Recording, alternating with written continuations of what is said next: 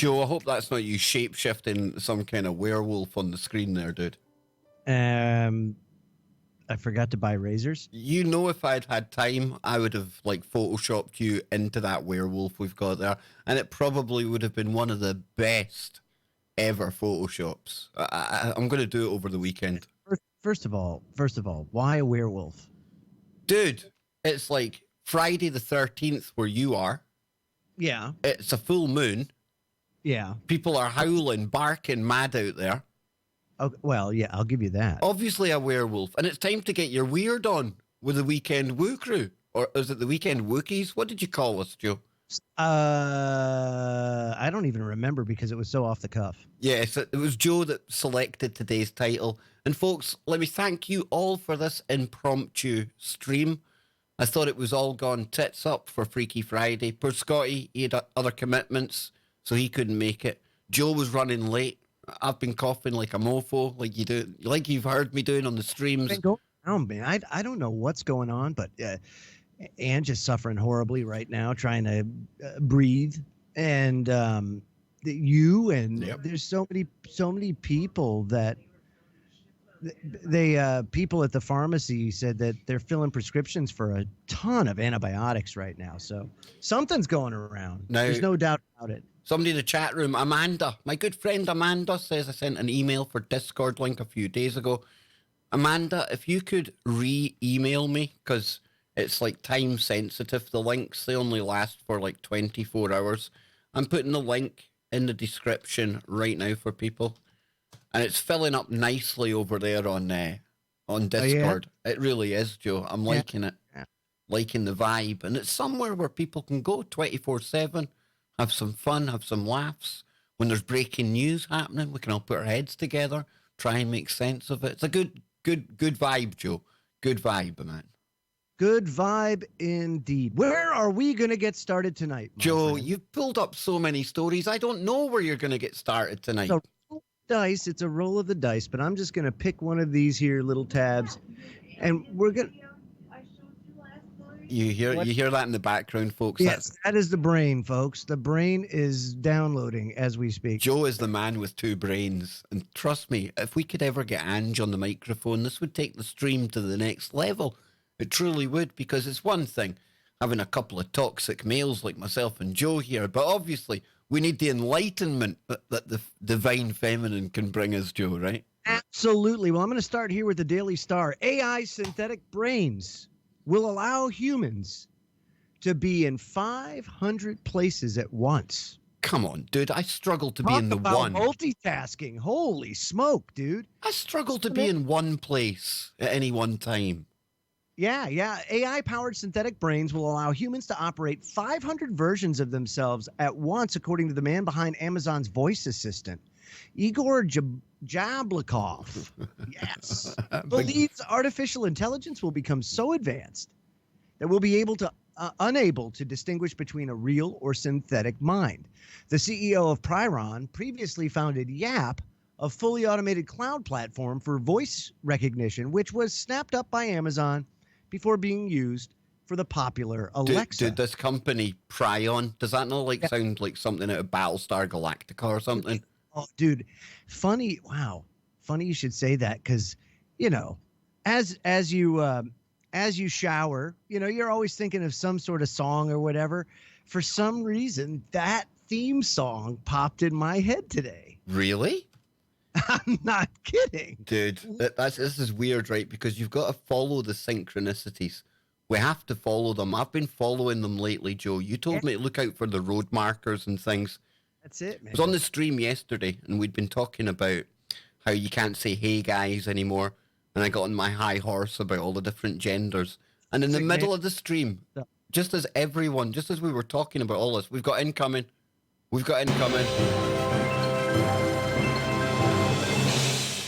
Susie Lewis, my little Welsh pal, thank you very, very much. So yeah, Joe, we're in the middle of doing the stream. I'm talking about the genders and things. And on my phone, I get an alert from the Telegraph. I can't even remember signing up for Telegraph alerts. Do you know what the story was, though? There's 100 plus gender identifications now. Yes, of course there is. So you got to follow this kind of synchronicity. So we'll look out for more Battlestar Galactica weirdness as we go on. Yeah. Oh, just bizarre. So come on, tell us more. So here we go. Are you ready? Well, you got as far as like Alexa, but I'm still waiting to see how they're going to put me in 499 other places. The device uses a non-human voice to communicate with users. But Igor warns such technology could, of course, change with terrifying consequences. He told the Financial Times people will not be able to tell if they're interacting with you or your AI proxy. Oh, Right yeah. now, yeah. Right now, you could be doing 2 interviews at once, or there could be 500 versions of you running 500 interviews. What's more, he also believes artificial minds will be able to learn before passing them on to other versions. He added they would be learning more second by second and telling the other versions what they've learned. So they instantly update all the other versions. The Alexa device is used in homes around the world to play music, radio, and carry out tasks through voice instruction, but it's come under fire recently over privacy concerns after emerged Amazon employees were listening to Alexa conversations. Not only conversations, dude, they were listening to people getting their freak on. Were getting their freak on and they were yeah. listening. Amazon claims it simply does so, well, to improve speech recognition, of course. Of course. Yes. Now, a statement read this, quote, "This information helps us train our speech recognition and natural language understanding systems so Alexa can better understand your requests and ensure service works well for everyone." Alexa's a deviant, you know? What's it going to do? Is it going to start speaking to people in like a kind of, I don't know, panty kind of voice? Yes, Kev. Alexa here. Faster, Kev. Is that what it's going to start talking like? We have to filter that noise out. Right there, Kev, right there. That's the bit. Yes. It says here we have a strict technical and operational safeguard and a zero tolerance policy for the abuse of our system.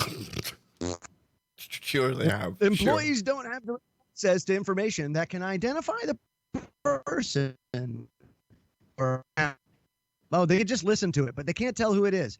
Last month, video verification boss Shamir Alabi warned deepfake technology will also become so realistic, innocent people will go to jail thanks to fabricated evidence. He also said deepfake porn will be as easy as using an Instagram filter very soon. No. That's scary, man? So my AOC home movie is on the way. Could be. It could be, dude. It could be. It might could be a good Christmas in the Baker household. I'm telling you, man. From like a blackmail perspective, I mean, how could society, how do you function if all of those shenanigans are going on? You know, all of a sudden a video surfaces of you shagging AOC. It wouldn't really, I mean, that's a bad example. It is a bad example. You know, I was going to say that's terrible, but would it really be only terrible? It wasn't real. But no, this is the kind of thing. Dude, it makes you wonder, right? Because if we're getting to hear about deep fakes and things now, it makes you wonder how long the intel community's had a hold of them and able to frame people, maybe. And like you say, blackmail. Dude, it's off the charts. Anything is possible at this point. Anything is on the table at that point. Yeah, and they're that good that other AIs, it can't spot them. So we're not going to be able to tell. Anybody's a target. Yeah. And that's the biggest problem. Yeah. So how does society function in an atmosphere or an environment like that? How do you do it? Because how can you tell the difference? And then if I was going to get all conspiratorial, I would say this plays into the controller's hands, because people are realistically going to say, we don't know what to believe anymore. Well, that's okay, Mr. and Mrs. America. We're already there, right? Yeah, that's okay, Mr. and Mrs. America, Mrs. Scotland, you know. We will take care of that. We will provide you with only the authoritative kind of sources. Oh, that's right. And your Google search will be down to what Eric Schmidt always wanted it to be. It will be one result comes back for every search, because he says the millions of results that we get is a glitch, right? That's actually a bad bit of the programming. It should only return to you the one correct answer. And of course, the one correct answer will be the site that pays the most or is most in bed with the people that we're trying to expose.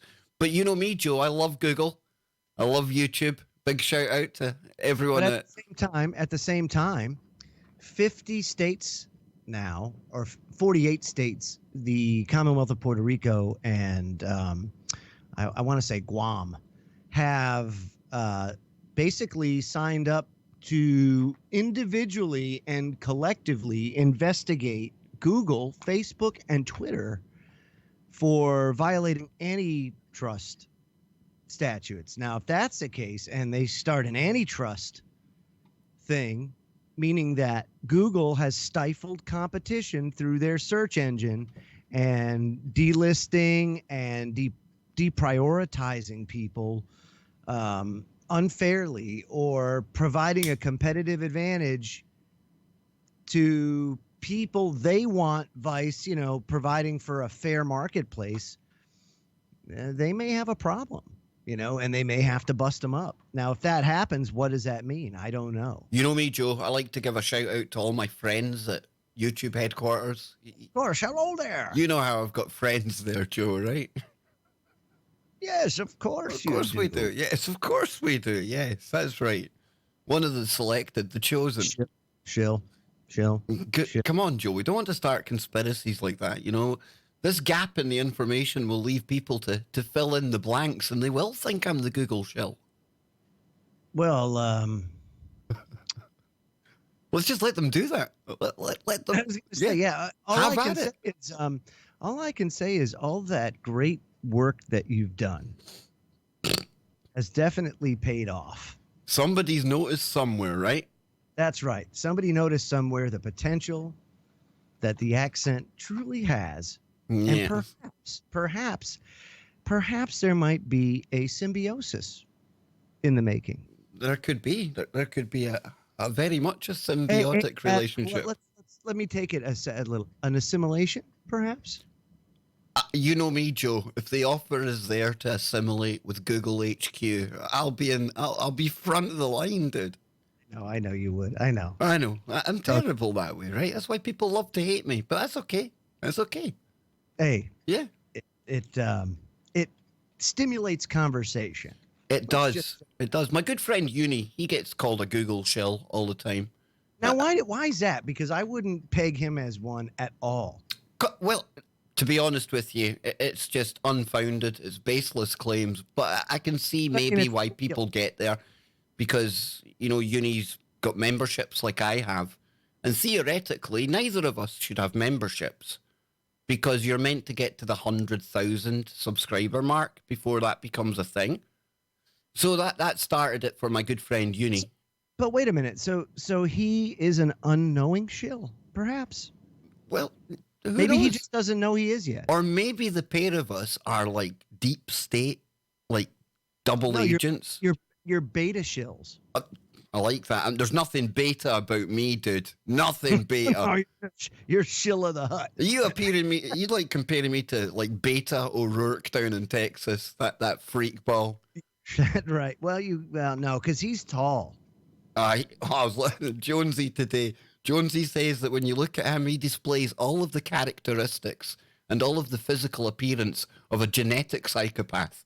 I had no idea that tall, skinny white dudes were genetic psychopaths. What does that have to do with anything? And then, how is Jones not a psychopath? I don't know, but he had this big spiel about, you look at him, you get this white, skinny dude with high cheekbones and pointy chin, what is he saying? Like he's like a stereotypical look of what a psychopath would look like. I didn't think a psychopath had a defined look. Really. I didn't know that was like a check in the box. Ooh, you see, he's skinny. Ooh, he's tall. Ooh. But listen. Maybe 10 years from now they'll come out and say there is a psycho gene, and Jonesy was right. It's all skinny, tall dudes. I don't know, man. Who knows, man? Who knows? It was a stretch. It was a stretch, but it was funny. Jonesy's been known to have some loose hardware from time to time himself. You think? I'll tell you what, though, it's comical right now because he's got these adverts running, and it's for one of his fruit bars. And I don't know if any of people out there still watch InfoWars. I do. But it's hilarious. It's like a comedy take on him. He's sitting with this protein bar, and he's saying, "I've ate your cousin. Meet my tummy. Protein bars." And it keeps going on in this loop, and there's hundreds of Jonesies flying about the screen. His production team must be sitting pissing themselves. Somebody's pulling the piss out of him, and he doesn't even know it. I'm telling you, dude. I'll need to show you after the stream, because if I show the man... Let off the protein bars, man. Protein bars? I bet your cousin. Oh my gosh, yeah, he needs to lay off the protein bars a little bit. I'd say some fasting would probably do him well for a bit. Big shout out to Joanna Williams in the chat room. Violet B. Exactly, Violet. Psychopathy is not genetic, but today it was. Today it was. But today it was. Why? Because Friday the 13th, and by gum, it's a full moon. And well, why, not technically where you are. Why are my cats not losing their minds right now? Well, I was going to say, Joe, the thing is, technically, the full moon doesn't hit the East Coast until 12:32 a.m., meaning it's not a full moon Freaky Friday the 13th. We're close. Exactly. So the full moon kicks in the 14th for you guys. Watch for the cats going mad. You see? I'm on the prowl now. Somebody in the chat room says, I believe shapeshifters are real, and that's June. I haven't seen one, but I don't need to see one to keep an open mind to the fact that, yeah. No, but I have seen Ange is like a magnet to these things, and then you can probably find a lot of video out there of shadow people. Yeah, shadow people. These shadow people, I guess you could also call them shapeshifters in a way, because they kind of have a form, but they kind of don't. They can assume a lot of different forms, but they're certainly real. There's no doubt about it, So in that way, I could see that. I forwarded a meme the other day of what was it? It was Bigfoot riding Nessie with a UFO overhead. I loved it, dude. Loved it. I've seen that. I don't see many posts on Facebook, but when I see the likes of yourself... I'm not on it too much, but boy, that tickled my fancy. Well, it tickled mine as well. It was very, very hilarious. And remember we were talking about Nessie being an eel? Yeah. Well, one of the daytime streams, though, Joe, one of the daytime streams, they had underwater footage from one of these submersible drones.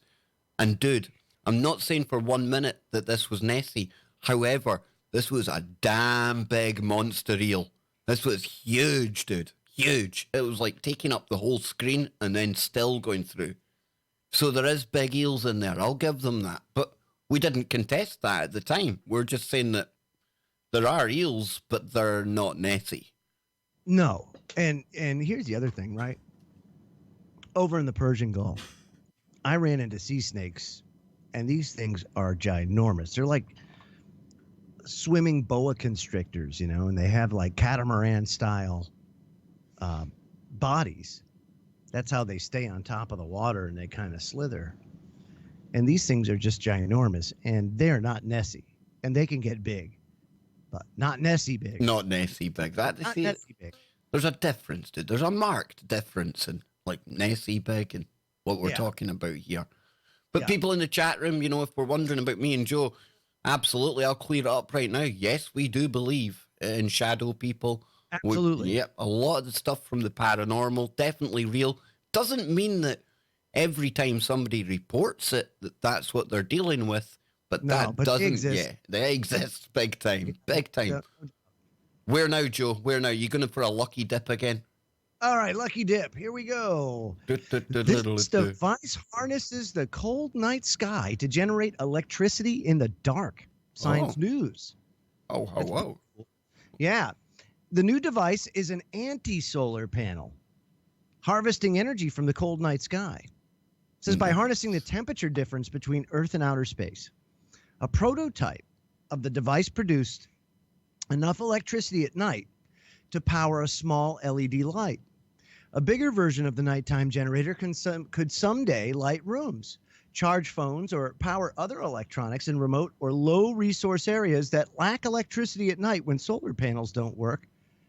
And this was written in a report online in Joule. The core of the new night light is a thermoelectric generator, which produces electricity when one side of the generator is cooler than the other. The sky-facing side of the generator is attached to an aluminum plate sealed beneath a transparent cover and surrounded with insulation to keep heat out. The plate stays cooler than the ambient air by shedding any heat it absorbs as infrared radiation. The radiation can zip up through the transparent cover in the atmosphere towards the cold sink of outer space. Meanwhile, the bottom of the generator is attached to an exposed aluminum plate that is continually warmed by ambient air. And at night, when not baking under the sun, the top plate can get a couple of degrees Celsius cooler than the bottom of the generator. Engineer Wee Lee of Stanford University and colleagues tested a 20-centimeter prototype of the device on a clear December night in Stanford, California, and the generator produced up to 25 milliwatts of power per square meter of the device. That's cool. Yeah, enough to light a small light-emitting diode or LED bulb. The team estimates that further design improvements like better insulation around the cooling top plate could boost production up to at least half a watt per square meter. I'm liking this, dude. I like new ideas when it comes to this kind of thing. And in the year 2019, I thought we'd have had this shit handled by now, dude. I thought we would have been like... You're not like flying cars and all that stuff? Yeah, like, you know, wireless electricity, Tesla-style stuff like that. But I did hear somebody at one point, right? Can't remember where I heard it, but they made a damned good point. And with all of that electricity that would have been flying about in the air, Joe, you'll be able to tell me maybe more accurately. But would that really have hindered our technology as we know it today? Would we ever have created like circuit boards and things like that? Because would they not have shorted out with all of the electricity that would have been flying about, or would it be stored in capacitors, things like that? Yeah, it's kind of hard to say. It is hard to say, isn't it? Because it's kind of a different way of thinking about things. Right. But I'll tell you what, I'm going back to the chat room for a minute, Joe, because the woo is flying in there, dude. And we had somebody saying, now wait till I find it here. Amanda says, I had a weird experience with a shadow being on my phone during an involuntary out-of-body experience. Not something I'd like to repeat. Very, very intense. And she goes on to say, it spoke to me, and it said to me, stay right there, I'll be back for you in a minute. Wow. See, now that's interesting because they do that. Interesting. That's bloody terrifying, Joe. Yeah, it is. Sure. Man. That is weird. Good catch on that, too, in the chat room. You see, I'm getting used to it with this daytime streaming. Yeah, dude. but if you think about it, this thing would be huge in, say, regions like Alaska that it's dark 3 months out of the year. Now all of a sudden you could have like you could have some sort of light all the time, even if you have like a remote cabin, or even in the scientific community, something that could power sensors. Now all of a sudden you don't need a power source. You have it right here. No need for batteries or changing batteries. That's pretty awesome. cool. And especially somewhere like Alaska. I've always thought to myself that'd be kind of cool, roughing it, moving out there to the back and beyond. And this kind of thing, that could be a game changer, dude. Like you say, It could. all It's the not a dark lot of hours. power. It's not a lot of power. The comparatively speaking to a solar panels are basically 100 watts per meter. And right now they're talking about, well, with efficiencies, we can get up to half a watt per meter. So they got a long way to go. I don't think they'd be able to. I don't think they could come close to the energy produced by the sun. You're not going to be powering a city anytime soon, then, right? Right. But I mean, hey, if it powers maybe a light bulb, or who knows, like 3 or 4. Dude, this chat room is going off. It's going off, dude. There's people saying that they've had shadow people following them since they were 5 years old. See, I mean, they're more common. And here's the thing: it's like one of those things that many people experience, but nobody talks about for fear that you might come off as some sort of raving lunatic. Our good friend War in the chat room, one of the mods, he says, I would tell people about my stories, but people would think I'm nuts. This is probably the one place where you're not going to get judged. Well, not immediately anyway, unless you say you had some kind of sexual encounter with a blue chicken, or you were speaking to Toth and the enamel tablets of tooth, something like that, you know. We would just have to make fun of you then. There's just no way around it. It's just the way me and Joe roll. But no, honestly, I mean, I would call that a shadow person I seen in the toilet, Joe, out the corner of the eye, somebody in the toilet. Yeah. Is that the kind of thing we're talking about? Yep. Even let's see. Say that because they told me that anytime you hear a light making a strange noise like a high pitched squeal, it was them. Yeah. We just watched a video today of some ghost hunters, if you will, in a prison, an old abandoned prison or like a mental hospital, and there was a shadow person in there, and it just screeching and making these sounds, and it was pretty So bad. what Yeah, do you put that down to, Joe? Do you put that down to some kind of like memory that's been implanted, that's been left there? I don't No? know. I'm gonna send it to you so that Yeah, maybe we throw that clip up of the shadow. definite. It's real, and it's like, wow, it's messed up.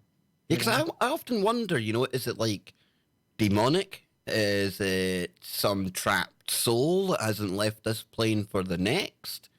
It could be so many things, and there's no right or wrong answer here, folks, because unless one of you out there is a demonologist that has been to the other side and conversed with the kind of ooga boogas and the things that we're talking about here, I don't think you can be an expert in this, Joe. No, I don't either. I truly don't.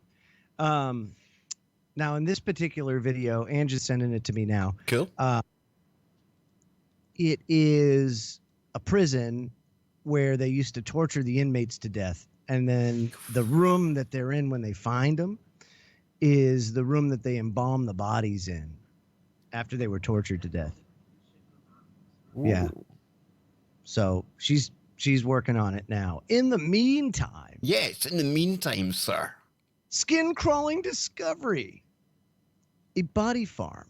Scientists find corpses move. Oh, come on.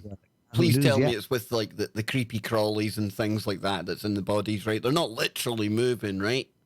I know. I don't know. Listen to this. An Australian scientist has proved that human bodies move around significantly for more than a year after death, and findings that could have implications for detectives and pathologists around the world.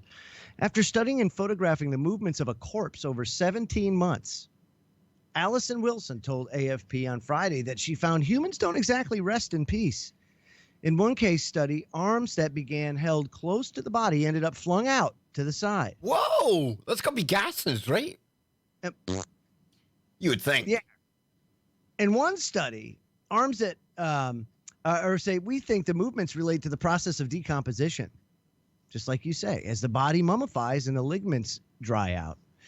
To carry out her unusual form of people watching, Wilson took the 3-hour flight from Cairns to Sydney every month to check on the progress of a cadaver. What was it, Joe? How do you call that? A cadaver? Cadaver. Cadaver, lady cadaver. I think you'll find it's a cadaver, you absolute buffoon.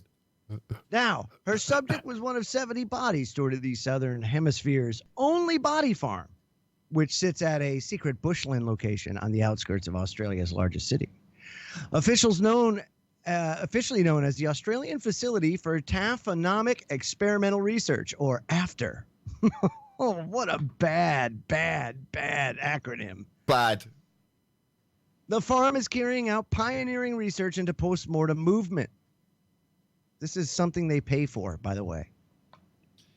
Have you ever seen any of these body farms, Joe? I've watched like documentaries on shit like this. This is crazy. This is some dark shit, dude. But this is where these forensic people learn their stuff, and it's where the anthropologists that come in and study the insects when they appear at different stages of decomposition, stuff like that. It's a necessary kind of evil grossness, I suppose. It's a science. I can't believe it. No. Wilson and her colleague were trying to improve a commonly used system for estimating the time of death using time-lapse cameras, and in the process found that human bodies actually move around significantly. Now, a better understanding of the movements and the rate of decomposition could be used by police to estimate time of death more accurately. She hopes the knowledge could, for example, narrow down the number of missing persons that could be linked to an unidentified corpse. A better understanding of postmortem movement could also help to reduce the incorrect cause of death or misinterpretation of a crime scene. They'll map a crime scene, she says, and they'll map the victim's body position, and then they'll map any physical evidence which is found, and they can understand the cause of death. So there you go. And she, of course, was fascinated with death from a child. As a child. Oh, I see one of my fellow Google shills sneaking into the chat room. Big shout out to UniRach. Yes, I will name and Very shame nice. the better Nice. half of Uni Rock is in the chat room, Joe. Yes. I'm only joking, Uni. I'm only joking, man. So come on, Are you? take us more. Of course I am, Joe. You know me. I only joke Yeah, about these Kat had to things. reboot her browser, so she's trying to get it now. Good stuff. But this stuff here, this whole body thing, the body farm and stuff like that, I know it's dark. I know it's gross. I Yeah. know it's minging. But do you see how it's a necessary kind of minging Well, and dark? yeah, People. I guess so. To me, I'm thinking that those resources could probably go towards something a little more important. I don't know. To me, that's just not so important. But that's just because I have no interest in that kind of stuff. In all honesty, And when she was growing up, she wanted to do forensics, stuff like is that right? Yeah. I mean, I guess if it's like a training center, and you're trying to train people with latest, forensic science research, I guess there's a use for it. It's just there's just a sick aspect to it. There is a sick aspect to it. Why can't you just let people die and rest? What? Yeah, but if it was your loved one, Joe, and maybe they've gone missing and they've been, missing for months and they turn up, whatever's happened, this is the kind of thing that gives us answers, Yeah. I know, it's minging. I know, it's bad, but it's the full moon. I was going to say Freaky Friday, but it's not Freaky Friday. It's weekend weirdness. She's sending me some Good Friday the 13th stuff. Nice. Yeah, good stuff. I was going over some good stuff today on the stream, and I didn't get triggered too often. Not too often. Maybe when I was talking about the story at the end where the word police were going mad again. And I'm not going to bring up the word on the stream because that word that I said several times today got the stream demonetized. Go figure. I always knew it would. You can't go shouting about the F word, agates, and not get demonetized, Joe. Oh, yeah, no doubt. Okay, I just sent it to you, Kev. You got it. It's Okay. Ghost in the Bedroom. So, this video is a video of people that have been having some strange things happen in their bedroom. So they set up a camera, and the footage she got is unexplainable and not a hoax. It says, Okay. all I did was brighten and raise a contrast. Editing this video terrified me. Okay, here we go. It's on. There's no noise really anyway, so we can kind of describe Yeah, and it it's as not we a see it. copyright thing either. Right, so what's this? Whoa. What's that on the left-hand side, dude? That's what you start to see things. Just Whoa. yeah. That's There's like yeah. to me, as a budding amateur ghost detective, that's like ectoplasm, dude. Notice Yep. creature jump onto the bed.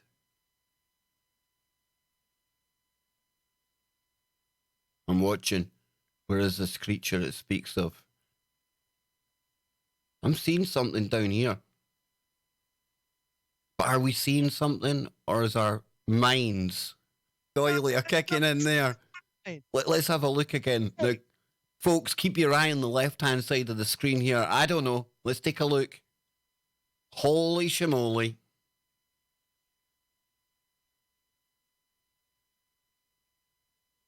Get ready. Yeah. That looks like a little was person. thing, dude. That was a little person like, hey, woo. Oh, wow, that's not right, dude. And somebody in the chat room said cat. That's not a cat. Not a cat. No, let's see it one more time, then we'll play it on. Or the bed. Look at that. That's a little... Oh, that's creepy. Yeah, that's creepy as shinoli. Yeah, so we'll keep looking at it. Oh, no, it's zooming in on it now. And check this out. Let me see, just watch here. Look at that, look. It looks like a baby or a toddler or something, man. Like an in vitro baby and whatnot. Like a embryo. Oh. UniRach says that's a kid. Yeah, totally. It definitely is a kid. And it could be, somebody's kind of... Ooh, what's next? Notice creature jumping off the bed. Oh, man. Okay.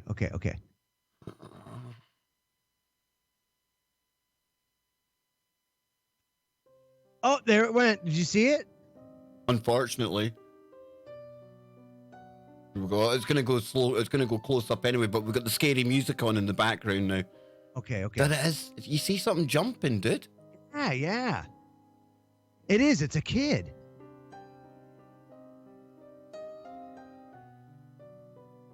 It's rising off the bed and getting down. Yeah, like 2 minutes later, it was on the bed and then it got off the bed. Uni Rage, leave me to sleep, kid ghost. Exactly. Exactly. She was awake the whole time and never felt a thing. Wow. Whoa. That's not amazing. That looks like somebody pulls it off. Look, watch this. It's like somebody pulls it off. Get over here. I mean, listen, at the same time as we're watching this, I do remain logical, and it could easily be somebody throwing a doll onto the bed out of sight. It could be somebody pulling said doll by the leg off the bed. I don't think it is. Something in the chat room said it's Epstein. It might be. Who honestly knows at this point? But that's weird, Joe. Weird. That's like good woo, right? Okay, so I got more. All right, so I just sent you another one. Now this one here, you got to start at 10:42, and that's the one with the shadow person in the yeah. This is the one with the shadow person in the prison. 10:42. 10:42. Nuke's top fives. If you get me copyrighted, I'm gonna batter you, Joe.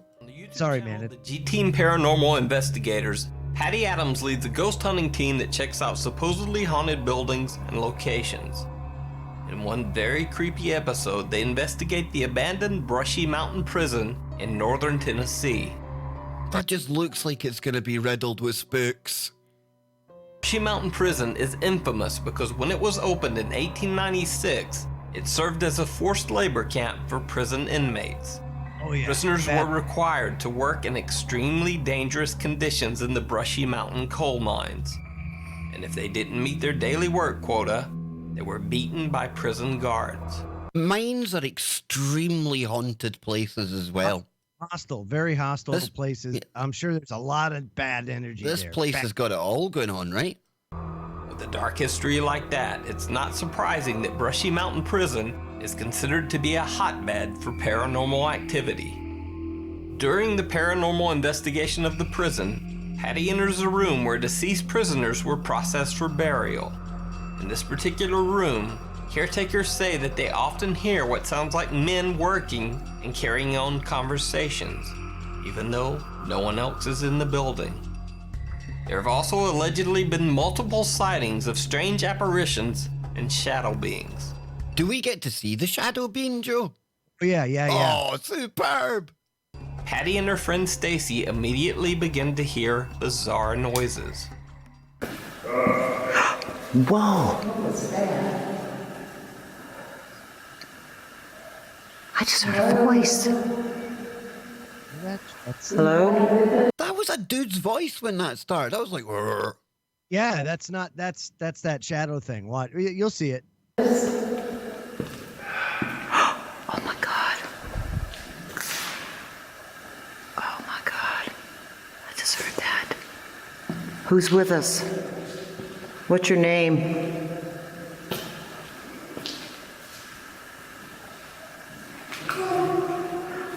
Oh my God, you hear all that?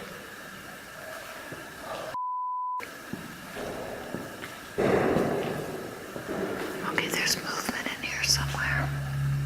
And then Patty captures this scary footage in the window of one of the back rooms. Check out that window. Hello, who's here? Whoa! Oh yeah! Ah, dude, I've got the goosebumps and everything going, man. Oh, I've got the goosebumps clean on. Look, you can see it. Whoa! Oh no! Wait, keep going. I just saw something. Holy shit. I keep hearing but listen. Holy shit. Stacy, I think I just seen something by that window over there. Yeah. Right there. Right there. I thought I just saw something. I'm not sure. picture. It does look like something's up there. I'm not sure what I saw, but I thought I saw something. Oh no. What is it? And then, out of nowhere, Oh my God. Right, that's it, dude. At that point, I'm on my 180. I'm out of there. I don't care if I was trained for They're war. done too. So, but I mean, that's You don't get me going in anywhere like that without Bill Bean by my side. Yeah, have like an army of God with you. You have his warrior angels all tooled up, ready to go when you go into that place. I am telling you, dude, that is not clever. Dang. And Joe's getting a download. He's getting a download right now from the brainiest person on the stream. Don't trust any of these ghost hunting shows, says Nana. They could have a crew out of camera range faking it. Absolutely, they could. And you have to keep your mind open to that all the time. But Ange, Ange says that that's what the Bible refers to as familiar spirits, where they go and present themselves as something familiar to the location. Right. I've heard of that before. Right?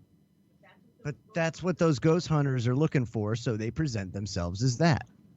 And could it be that the act of ghost hunting, your consciousness also helps to attract things and fuel the activity? I think that. Yeah. That's what I think anyway. I do think that we play a part in it too. Not that it isn't real. If you seek it, they'll present themselves. It's like I was saying to people today, if you go about your life thinking the number 13 is terribly unlucky and you dread every Friday the 13th, chances are you're going to end up manifesting some bad juju on Friday the 13th. Right. I truly believe that the power of mindset is enormous. I mean, I've experienced it in my whole life recently, where my mindset had to change in so many ways just to be able to overcome a lot of these obstacles. Well, Joe, think about it. And again, I was only thinking about it when I had some downtime. But me and you, it's almost like we're synced up, right? Because you've had your bad thing going on for a couple of years. Your family has, right? It's been one thing after another. I had the illness and then obviously recovering. Is it weird how only now, right? Only now, at the same time, I'm back to a place where I'm happy enough to be doing like fun streams during the day, doing more stuff, getting more active, feeling a lot better about myself at exactly the same time that it's happening to you. You're back to old Joe now as well. Yeah, finally. Holy smoke, man. It's been But it makes you wonder if that, journey, to say the least, but you're right. Is it part of that awakening? Is it part of this apocalypse? You want to know what I honestly think, dude? This is just me, and I was just kind of speculating because I kind of saw the same thing, and I just wonder if, like, maybe this decade was just not our decade. That kind of thing. Could be. And maybe we're emerging from it now. I don't know. I was just kind of throwing it out there, Well, they say that, like, I know there's, like, old cliches that say 7 years bad luck when you smash windows, things like that, right? But here we are 7 years now on from a date that everyone was talking about, 2012. And I wonder if these last 7 years, and you talk about 7, it's quite a powerful number. It isn't 70 the Jubilee number as well, something like that, Joe? Yeah, right? it is. So the 7 cycle, maybe we have been in some kind of cycle within a cycle that we're not aware of. Maybe it's a Jubilee year for us. I don't know, where we get like the like a year of rest before we have to go back into battle again. And Machine Gun Enigma, love the name. The veil is torn. Many things have been coming through. No doubt. Holy smoke. Yeah, it's like Swiss cheese now. There was always things coming through, but now with smashing holes in the veil and stuff like that, it's probably a bit more porous. It allows more in, you know? Yeah. Yep, you put more holes in a boat, takes in more water, right? You put more holes in a dimensional barrier, you're going to let more of the other thing from the other side in. It stands to reason, dude. Yeah, it does. And has Ange got any more good woo there? Can she, like, be our producer? I know, yeah, we need to. I told her she needs to just come on from time to time, but she... Not the good music, not atmospheric for, like, scary freakies, right? We have it incoming. Wait a minute, though. We have got...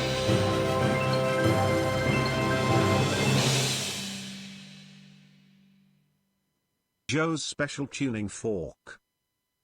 You are a special tuning fork. Yes. You're like you must be like some kind of beacon of shining light to these Oogas, and they're like moths. They all come for you, dude. This is something I've noticed hanging out with you, albeit across the Atlantic electronically. Some people attract Ooga Boogas. Some people don't. And you're one of them, my friend. You are one of them. I don't dig it. Now, wait a minute. Somebody's telling me here. Ethiopia, and this is Julie, good friend Julie, Ethiopia is now celebrating the new year 2012. Do they have a different like numbering system over there going on? I never heard of it. I know like the Hebrew calendar and things, it's like the year 5000 and something, right?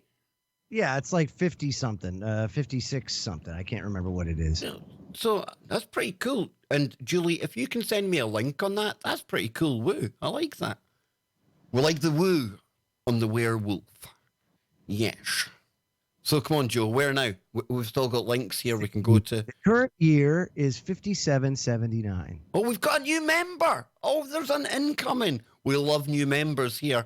That takes us, and I could feel Anne looking at me there. That takes us one closer to the glittery shoe. There he is. Old Homer going mad. Don't.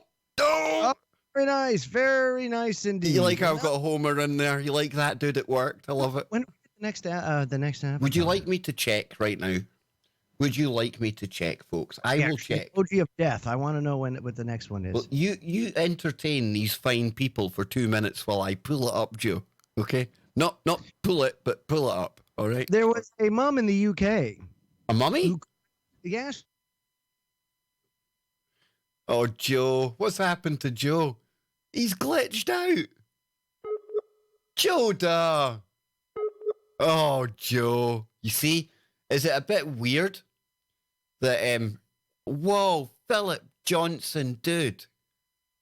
Wow, man. There's going to be an incoming in a moment. But isn't it weird myself and Joe start talking about creepy Ooga Boogas? And now Joe is stuck. Look at him. We'll get incoming. Okay, I'll try and recollect. Recollect? God bless. God bless you as well. Absolutely, Philip. Thank you so much. Let's try and get Joda back on the stream. Let's see what happened there. There he is. Wow, that was weird. It was weird, and I was just saying to the audience, isn't it strange? We're talking about Ooga Boogas, and then we've got, like, interference on the line. Is there a ghost in the machine? I don't know. Now, somebody's saying Kev have call-ins tonight. Now, this is something I have thought about, John, and what I need to do that is I'll need to set up a service with Skype. It's not hard, but it might be something that we do in the future, okay? I've got severe reservations about the whole kind of phone-in thing. There's a few people on YouTube right now that use the phone-in thing to launch the biggest crocs of crap that you could ever imagine. They end up getting their friends to phone in and pretend they're like whistleblowers from the hashtag deep state and they're secret Navy intel officers. Folks, when you hear things like that, pause for 1 minute and think to yourself, wow, that's pretty cool. But why on earth's name would somebody with these credentials be phoning into a bloody YouTube show? Exactly. Now, I know that we've got real people here that I would love to hear putting their point across, and that's why I still do consider it. But I never want to be featured on Unirock's Red Pill to pay the bills. I've got to be so careful. Uni keeps me honest. The golden rule is publicity, no matter good or bad, is still publicity. Just so you know. 2 seconds, John. I just need to tell my better half something. Anne, can you message your sister? All right. So anyway, I was trying to talk about this mom who collapsed out in shock as her dead son turned up at her doorstep, according to the Metro. That's right. A Russian woman collapsed with shock when her dead son showed up at the front door. Antonia Mikhailovna, 62, had positively identified a dead body as her son, Konstantin, 43, after he went missing on March 18th. His estranged wife and daughter then organized a funeral for him, which was followed by a cremation and a burial at a nearby ceremony. But just 4 months later, she answered the door to find Konstantin standing outside her home in Kronstadt on Kotlin Island, just west of St. Petersburg. He told his stunned mother that he decided to take some time off and think about the meaning of life. Konstantin, who worked on a naval base, had been missing for 6 days when his mother first called the police. Miss Mikhailovna said it was one of the worst days of her life when she received a phone call from police saying they believed they found his body. She has apologized to the officers for misidentifying the corpse, stating that she was very upset at the time. Jeez. Is this the Metro story you're on? Is this the Metro story? I kind of lost my place there. Sure is. She said, oh, well, he looked very familiar, and so I confirmed to police that it was my son. Woo! Oh. Konstantin is now struggling to readapt to life, having been declared dead by police. When questioned by officers as to his disappearance, he said, I was thinking about the meaning of life and what I wanted to do with myself. Police are now investigating the identity of the deceased man who was cremated and buried. You're kidding me on, dude. No. So the mother misidentifies. I was so confused. He looks so familiar. Baited. That sounds like such bull. Dude, just give me 10 seconds. I'm dealing with crazy family stuff, right? 10 seconds, okay? But I mean, honest to God, does that not sound, guys in the chat room, doesn't it sound like somebody faked their own death? And then afterwards, they were like, oh, well, whatever I was hiding from, or you notice how the article says, well, estranged wife and daughter or son, right? Okay. Well, if it's estranged, maybe he wanted out of a marriage, so he faked his own death. They bury him, wife moves on, and now he wants to come back. I don't know. It could very well be something like that. But it certainly had to be a shock to the mom who misidentifies her son, which I didn't even know that's possible for a mom to misidentify a son. I mean, that's crazy. But of course, the police did say, hey, well, we have somebody down here. We think it's your son. So maybe there's some preconceived notion there. I don't know. Kind of crazy. Let's see what else I got in the grab bag here for Uncle Kevy. Oh, black hole. So there's been some talk that our black hole at the center of the galaxy is... I'm back. Yeah, just talking about this black hole thing, right? So can we just go back to the story you were on a minute ago? Because I wanted to comment on that. How does a mother not know their own, child? I don't get this. I don't get it. Can you imagine, being said child, when you realize, well, wow, my ma cared about me that much, she declared me dead. That's got to be a conversation killer, right? The whole, well, I was contemplating the meaning of life for 4 months. That I don't get that. I mean, what was he? Was it was he out in the forest? Was he having a moment? Was he having a moment? Did he awaken, Joe? Did he hear a Kev Baker show? And he thought to himself, wow, I need to go and think about this, dude. My guess was he was in a bad marriage. He wanted out, faked his own death. Mom went along with it. Marriage is done. He's dead. Wife's moved on. Now he wants back. In defense of the mother, I must admit, he does have that stereotypical square Russian-headed look. Very much so. Very much so. Typical Russian as Russian No gets. wonder Russian women are hard. Imagine that thing popping out your hoo-hoo. Have you seen the square heads on Russians? As much as I love the Russians, dude, they ain't friendly for no, outsies coming out of that, the hoo-hoo. You see what I'm saying? It's going to be I don't know, shit in a brick. It's got to be, right? Something like that. And Unirach says, no talking about her black hole. None of that in here, Joe. Or I'll have to unleash the uni on you, Mammoth Hunter smells bullshit. Mammoth Hunter is such a good friend. You know why she's such a good friend? Because she comes from down under, Joe.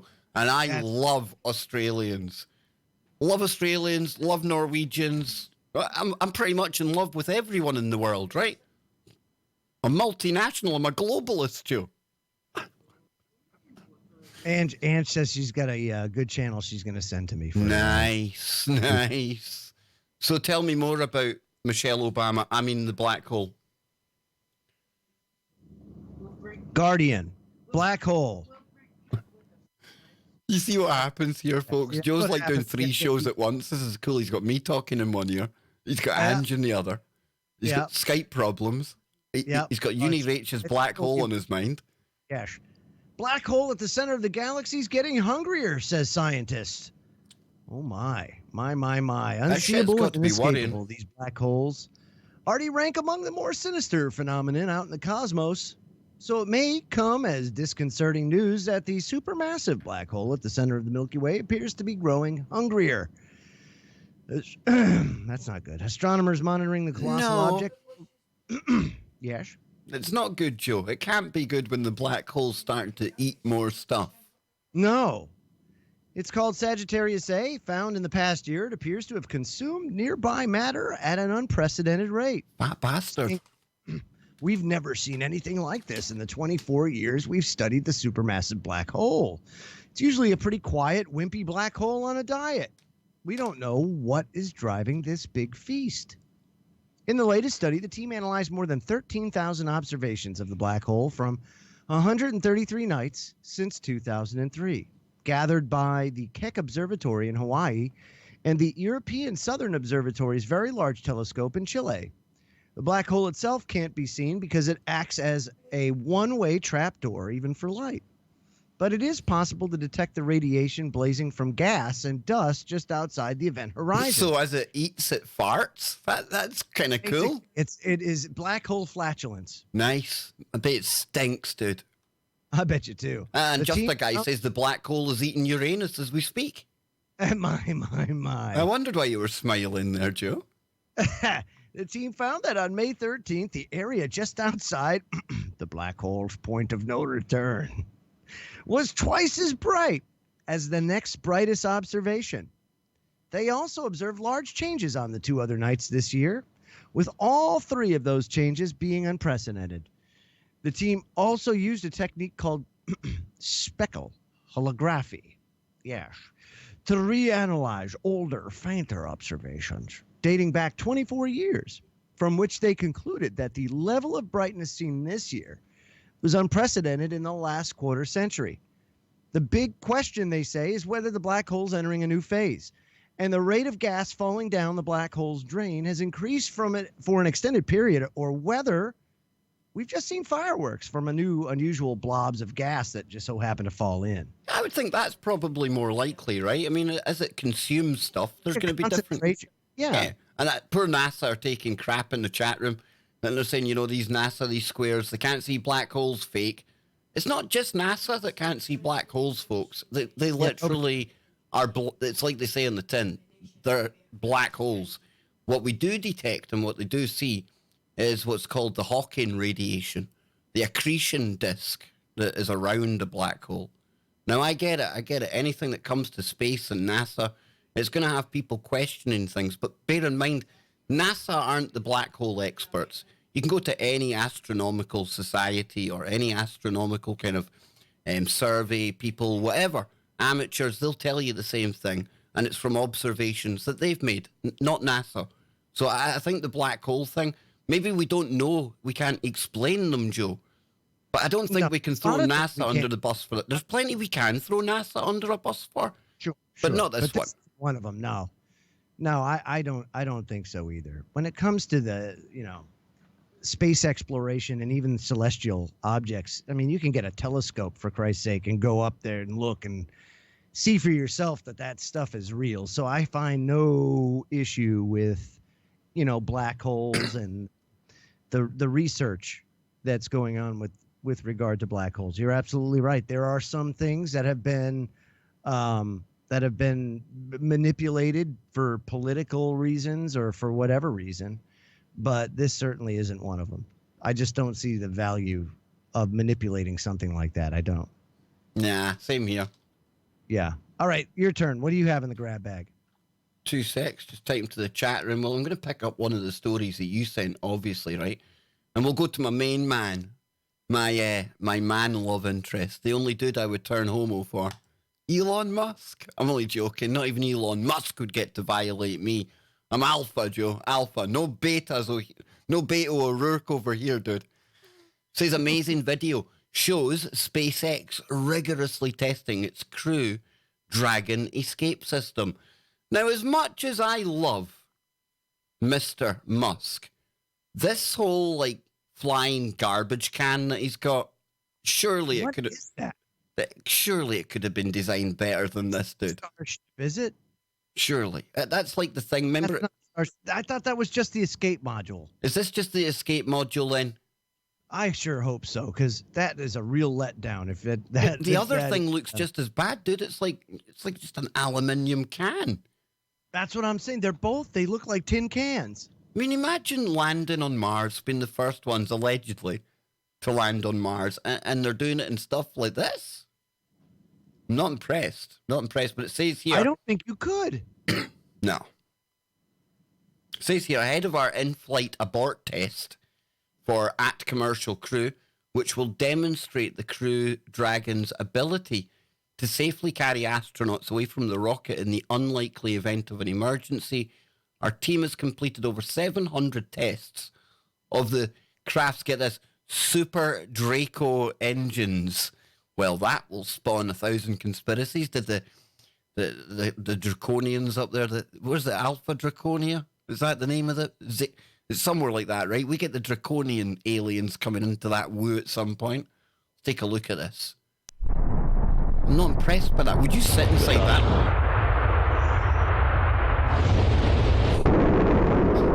Tell you what though, dude, I wouldn't mind a shot in it. Did you see that thing taking off there? That was like a bloody bullet. That's really crazy. Check this out. This is funny. Look at that. Whoa. I can't see it. You're not sharing screens with me. Ah, dude. It's because you went away. That's right. Hang on. There we go. I'll share with you, Joe. There you go. Right, I'll put it back so you see it one more time. Right, here you go. Okay, go ahead. Watch this. Wow. Would you not like to be in that? Okay, I'd go in there. I'd go in that for a go, man. We're going to be like spewing up breakfast and things, but it'd be cool, right? Boy, that thing can get out of Dodge fast, huh? Do you think he's going to make it? Realistically, do you think it's a goer? That's just the Dragon escape engines, right? So that's the Crew Dragon, which, like I said, dude, but that Starship, I hope that that's just that tin can that he has there is just a prototype. I mean, like a prototype. Yeah. A prototype of the prototype. You would hope so, right? It is awful looking. I mean, it is absolutely wretched looking. What's it called? Starship. Right, I'll bring it up. We'll get a look at it just for people who haven't seen it. I mean, this is the most ridiculous thing ever, if you ask me. This looks like something out of like a 70s, like, sci-fi kind of movie. Look at that. That's what I'm saying. Look at. I don't know, dude. That looks like it does. Look at the pins on it. That's like something you draw in like kindergarten. It's like, are you serious? That looks like. I mean, this thing here on the left-hand side looks like something that maybe a lady might take to bed and launch herself into orbit. I don't know. It certainly doesn't look like a rocket. It looks like something else, right? Yeah. Hypothetically. And then the Star Hopper thing, that thing's even that. It looks like that what you were saying on top of a propane tank. Yeah, pretty much. But that is not okay. So the starship that I see in that graphic there, you know, where the thing's flying above the Earth, and the starship I see on the right, they're two totally different things. Oh, dear me. Uni Rach, what am I going to do with you? This is why Uni keeps you locked away in the background, isn't it? She says, so the penis rocket is going to the black hole, or did I mash up those stories together? Well, I mean, I guess there's a symbiosis there. There is. I tell you, you've got Anne laughing. Uni Rach, I don't know what that's all about, so You know, definitely cracking good jokes tonight, you know? So where now, Joe? What can we, where can we go? Speaking of black, right? Oh, no, you're not going to get Engineers, racist on me, are you? Say they've just unveiled a new blackest ever material. Okay, what story is this, dude? It's a science alert. Got it. And it says here you might think you already know black, even super black Vantablack. Previously, the blackest material known to science. But researchers just came up with a material that takes black to a new level of blackness. The new, as yet unnamed, ultra-black material is made from vertically aligned carbon nanotubes, microscopic carbon strings that are little like a fuzzy forest of tiny trees. And here's the rub. This CNT material can absorb more than 99.995% of incoming light. Come on, Joe, give my mum a good night. She's away to her bed now. She's getting old, long in the tooth. She's got work tomorrow. Night, night, Mum. Night, night. Hey, good night. And you can make a nice sleeping mask out of this new carbon nanotube material. In other words, it reflects 10 times less light than all other super black materials, including Vantablack, explains MIT. Like some of the best scientific discoveries, this record-setting black stuff was discovered by accident. Joe, somebody, our friend King Sweet has nailed it. This isn't any ordinary black. It's dehydrated black goo. Oh, yes. Oh, man. It says here the researchers were looking for ways to grow CNTs on electrically conductive materials like aluminum. And it was during these experiments they noticed the blackness of the materials they were growing on specially treated aluminum foil. It says, I remember noticing how black it was before growing carbon nanotubes on it. And then after growth, it looked even darker, says Qihang Kui from Shanghai Jiao Tong University in China. Well, I like it, Joe. I like it. That's fluent in Mandarin, dude. Come on.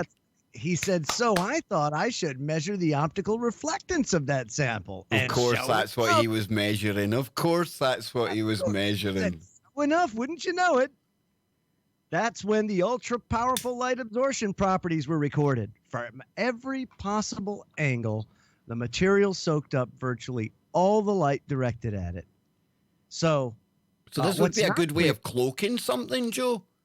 I don't know. That's a good question.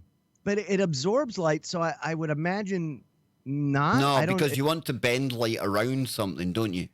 Right. I would think so. And all you're going to have is like a visual anomaly, basically. But this here wouldn't. Now, it says here what's not clear is what the material is, why the material is like this.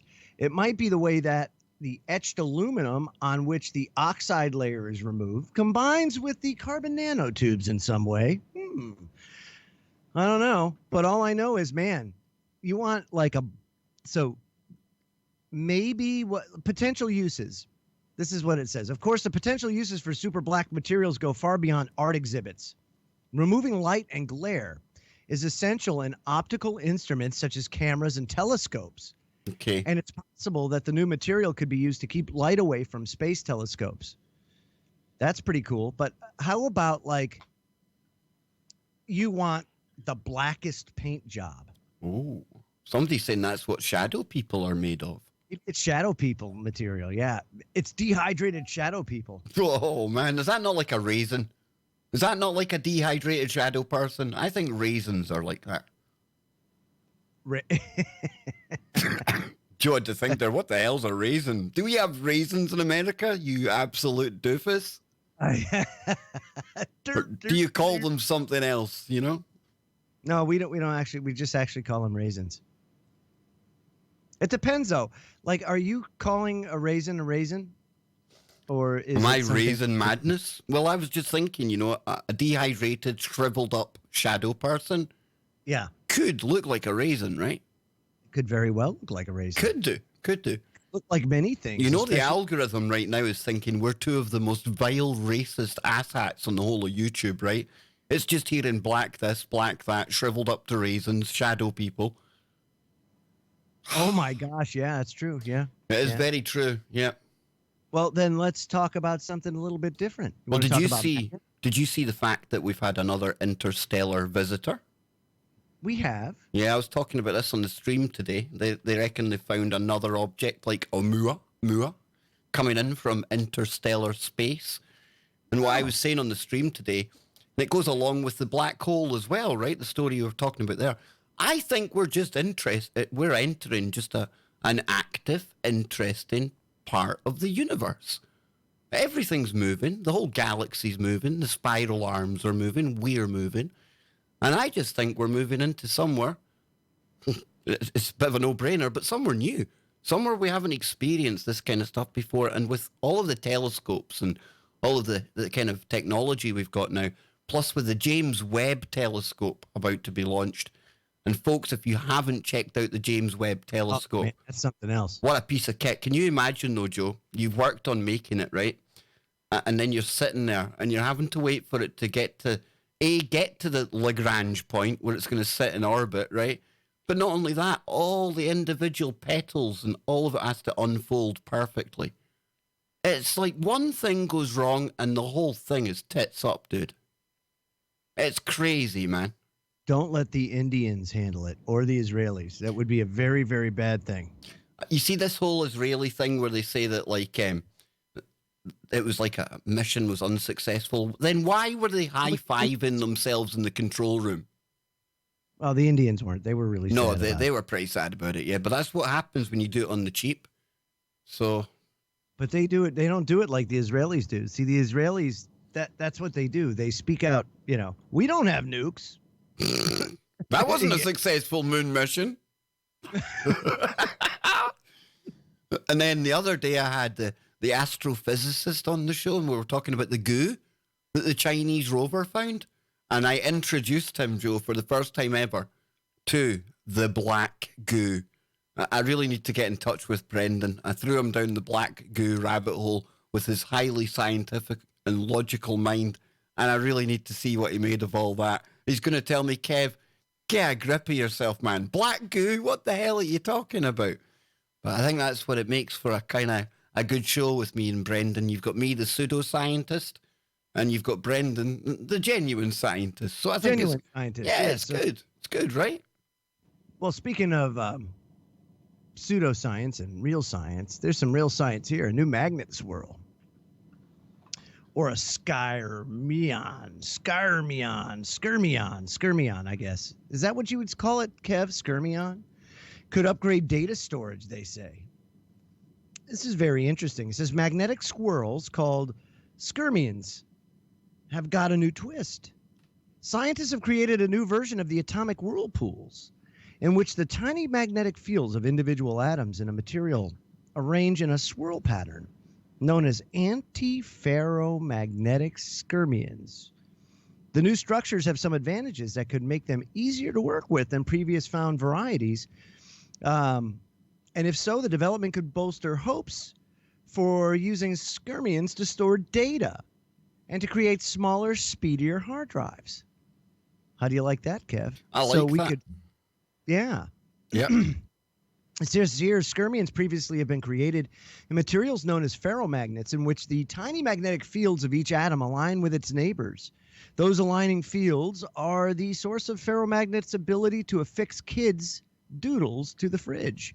But scientists hadn't yet created skyrmions in antiferromagnets, where each atom's magnetic field points opposite to its neighbors, canceling out the magnetic field. Antiferromagnets, they say, are hard to work with. So the researchers created a synthetic version, layering magnetic materials so that the magnetization in one layer canceled out the other layer, mimicking an antiferromagnet's lack of magnetic field. So by tweaking the properties of each layer, the team optimized the conditions for producing skyrmions and then image them using magnetic force microscopy. Blah. Yes. You done well there, man. You done well. You did. You done really well with that, dude. So this is what they think, right? They think that it could improve the standard hard drive by packing more data into less space.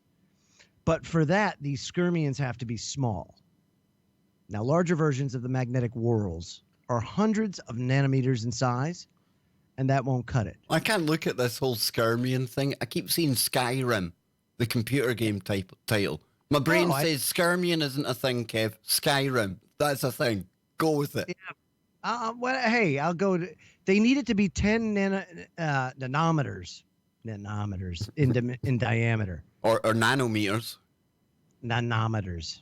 Nanometers sounds better. Nanometers, it sounds like something a robot gets when it's got the cold. Nanometers.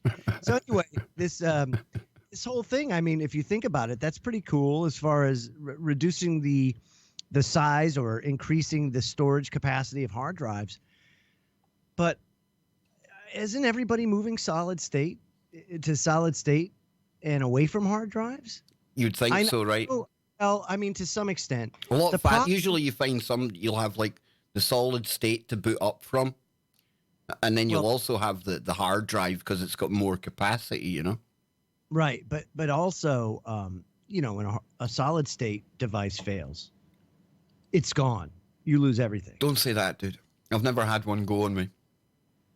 You lose everything. There's no recovery. Like if a hard drive fails, you can recover the data, at least some way. It's recoverable because it's on those magnetic discs. Yep. So. Well, we've got an Australian, my friend Mammoth, in the chat room. She's coming over to America soon, in November, I think, Joe. And she was asking if anyone here is an AJ fan. I still listen to the Wild Man from Texas. I do. But like you, Mammoth, it's got a little bitty too political for me. Right? Yeah. It has. That's what turned me off it. And if you've noticed my show, when I first started, I would talk about all that stuff that Jonesy would talk about because I took great inspiration from the guy. I was looking at somebody at the top of his game and tried to do the same sort of thing. But then talking about politics is pointless. For a start, none of them represent us. It divides people, Joe. It causes arguments. And in the end of the day, what does it matter? Because they're going to do what they're going to do.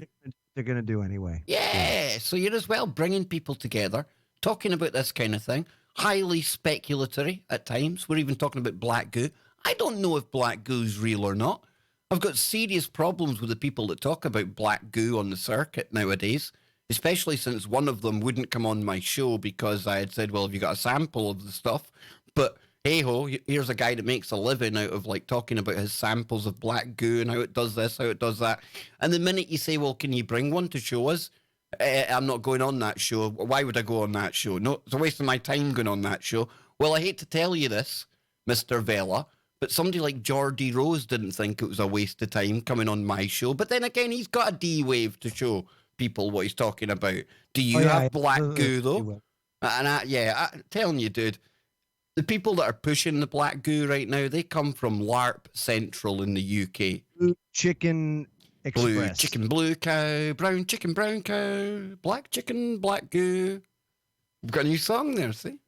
Well, we got about 5 minutes. We do have 5 minutes. So where do we go? Do we go into the chat room? Do we talk about the paranormal? Do we go full woo? Do we go bizarre? It's up to you, man. Oh, come on. We've got to find a weird story, right? There's got to be one weird one out there, Joe. Let me see what else I got here. You can't take the one from the Metro that I had today. You can't take the one about Fanny's F word. Why not? Because I've already covered it and it already triggered the algorithm several times earlier. Because words are so offensive now. Life after death. Oh, yeah. Scientists deliver the shocking verdict on afterlife. They say we need to investigate it. Well, we'll listen to the cat. Will we see what he's going to say? Sure. Let's have a listen then, right? Pieces of evidence that there is an afterlife. The first branch of evidence is theistic dependent. In other words, whether it's reasonable to believe in an afterlife or not depends on whether you also think it's rational to believe in God. Since I think it's rational to believe that God exists, then... Look at the universe. This didn't all happen by chance. It didn't just like one day, oh, what? That universe all just came together the way it did. How cool is that? That's nice and random. So yeah, I'm with the dude so far. Call him God, call it Allah, call it the coder, whatever you want. But there's definitely something put all of this in motion, right? And I have a reason for thinking there's an afterlife. And it would go something like this. God is not finished with us in this life. He has projects for us. He values persons because he made them and they bear his image. He is not about to annihilate them or snuff them out of existence. And so God will sustain us in existence because we will always matter to him, whether we want to be with him or not. The two empirical reasons I have for believing in life after death, the first one is the resurrection of Jesus. If, in fact, he rose from the dead, based on certain kinds of evidence, then... That's your prototype. Then he has gone there and told us about it, and I'm going to listen to what he has to say. The second are a bevy of near-death experiences where people learn things there is absolutely no way they could know that are impossible to adequately explain through deprivation to the brain of oxygen and various things like that. Yeah, I agree. I agree with that bit at the end as well. Some of these near-death experiences and things, for me, it's far much more than just chemicals firing off or neurons dying off or something like that, Joe. I think there's something, you know. I watched something the other day of a guy that fell off a fishing boat. He was on a fishing boat and he fell into the water.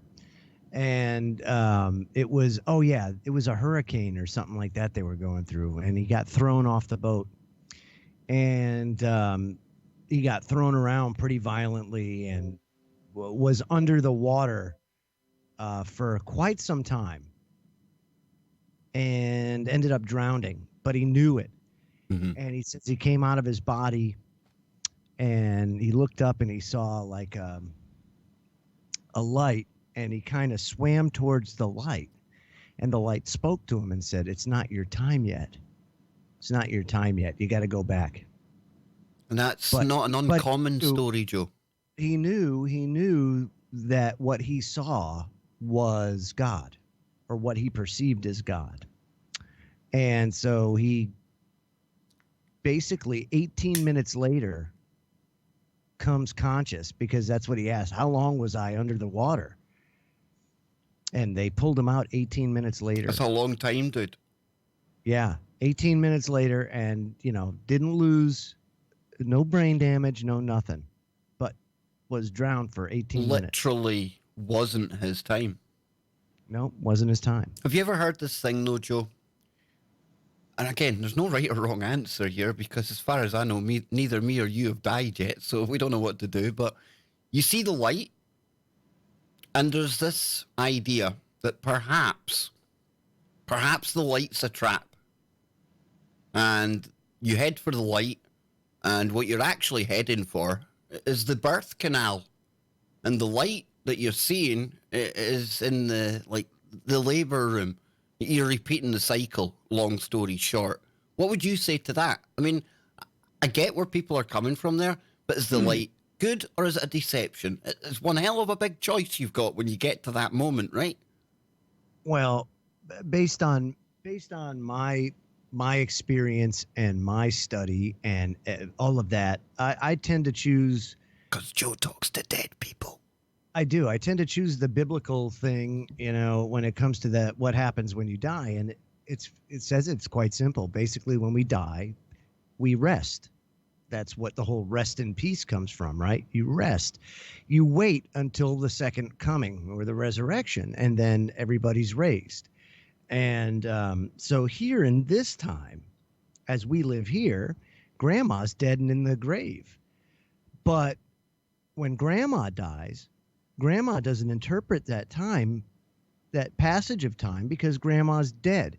The Bible describes it, the best I can describe it, is like turning off a light switch. You don't think, you don't breathe, you don't experience anything. You're just basically, think about it like stasis. You're waiting. You just are. You just are. But you don't experience that time passage, so you don't know. So when you die, it's a blink of an eye and boop, you're there. You're at the second coming. You're at the resurrection. You're on the other side, and that's when you're judged. And that's kind of where I stand on it. But is there like a get out clause? Because if I get up there and Paul Begley's screaming from the pearly gate, seriously, Kev, seriously, I'm wanting out of there, dude. Well, maybe then we die for the birth canal. Well, we have got a incoming. Take cover, Joe. Gas, gas, gas. It's coming. There's one coming. It's coming in from Shannon all the way in Texas. Here we go. It's coming in. You're saying? It's going to hit us any moment. I've timed it wrong. Come on, Brian. Here. Brian.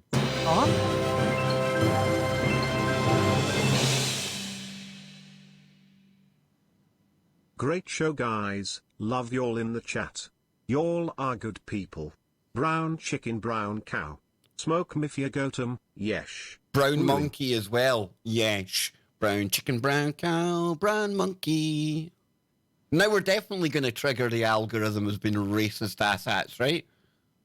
Just gives us more reason to wrap it up. It does, folks, it does.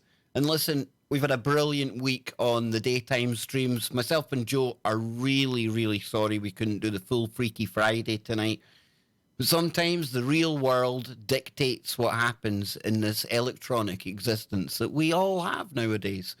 So I'm just grateful that Joe was able to join me for an hour and a half, our 90 golden minutes right here. But apart from Joe, I'm pleased that all of you could join us as well. And before we go, Joe, if you could just pass on some of your wisdom, I'll check how many members we need, because I was going to do that and I forgot, because I got kind of sidetracked. I seen Unirach coming into the chat. I seen things going on. Remember I was saying to you, Joe, this new studio thing with emoji.